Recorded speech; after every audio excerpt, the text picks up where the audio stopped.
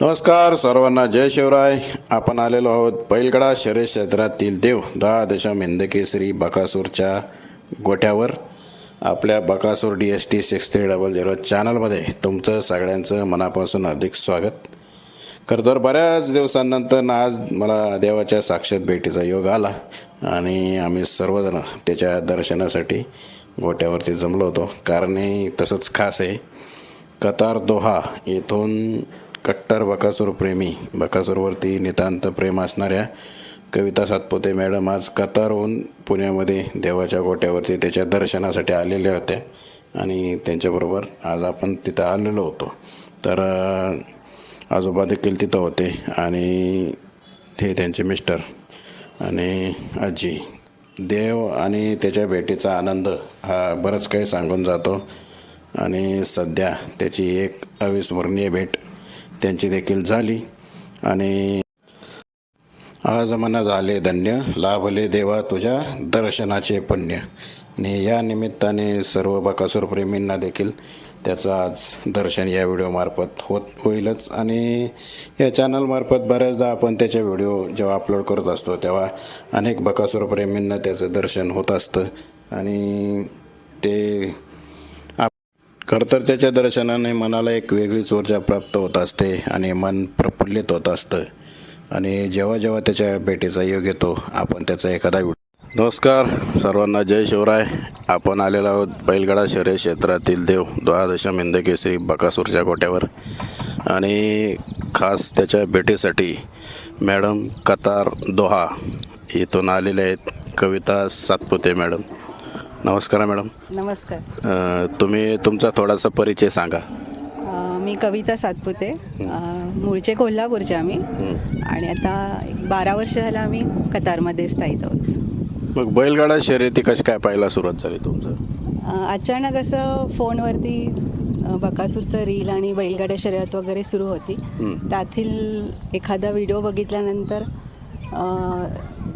2 वेळा सलग हिंदकेसरी जे मैदान जिंकलं होतं बकासूर पेडगावचं, ती रील बघून मी म्हणजे मला थोडं हे वाटलं की काहीतरी वेगळं आहे असं होणं.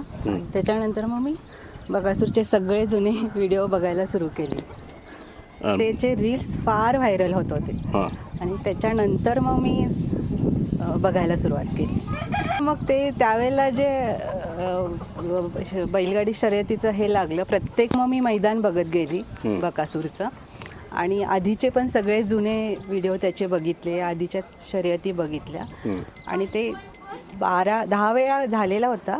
त्याच्यानंतरचे 2 हिंदकेसरी जे झालं ते मी बघितले, पण ते 12 वेळा हिंदकेसरी होणं हे फार आश्चर्यचकित वाटलं मला आणि समोरून एकदा बघावं आणि भेट घ्यावी अशी इच्छा झाली. पण आपण जेव्हा मैदानात बघत असतो तेव्हाच थोडासा वेगळा विषय असतो, समोर जेव्हा बघता तेव्हाच कसं वाटतं?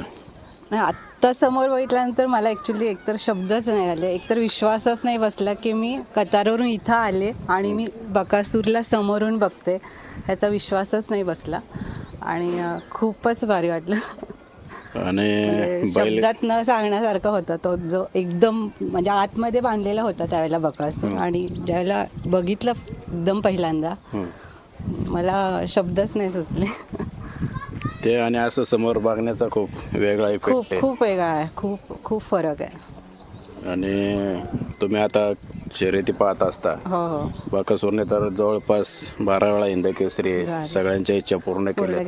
अशी एखादी इच्छा तुमची आहे का त्याच्या मनात? तुमची एखादी इच्छा? डबल सप्त हिंदकेसरी, पण आता तो हर एक मैदानात दिसावा असं वाटतं.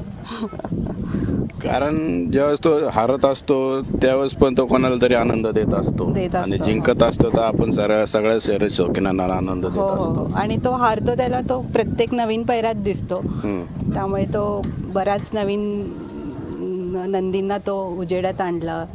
त्याचा इतिहास असतोय. आतापर्यंत जेवढे मैदानं झालेत त्याच्या मोस्ट ऑफ मैदानं ही त्याची नवीन पायऱ्यामधली आणि हिंदकेसरीचे मैदानं आणि इतर सगळे असे जवळपास शेकडो मैदानाचा तो विजेता आहे. आणि धन्यवाद, तुम्ही तुमचा मौल्यवान वेळ दिलात. खरं तर बैलगाडा शर्यत क्षेत्रातील देव 10 हिंदकेसरी बकासूरला भेटण्याचा मला अधूनमधून बऱ्याचदा योग येत असतो आणि त्यानिमित्त आपण त्याच्या व्हिडिओ बनवत देखील असतो. पण एखादा बकासूर प्रेमी ज्यावेळेस त्याच्या भेटीला येत असतो त्यावेळेस त्या दोघांमधलं बॉन्डिंग हे खऱ्या अर्थाने पाहण्यासारखं असतं. मैदानामध्ये रेकॉर्डचा विजयाचा धुमाकूळ घालणारा बैलगाडा शर्यत क्षेत्रातील देव द्वादश हिंदकेसरी बकासूर गोट्यावरती असताना तितकाच शांत असतो आणि त्याचं ते रूप, त्याची ती माया आणि हे सगळं एक पाहण्याचं एक वेगळंच भाग्य असतं आणि ते बऱ्याचदा आपल्याला लाभत असतं. ते अनेकांना आपण त्या व्हिडिओमार्फत दाखवत देखील असतो आणि लाभले तुझ्या दर्शनाचे पण पुण्य आणि आज मन झाले धन्य.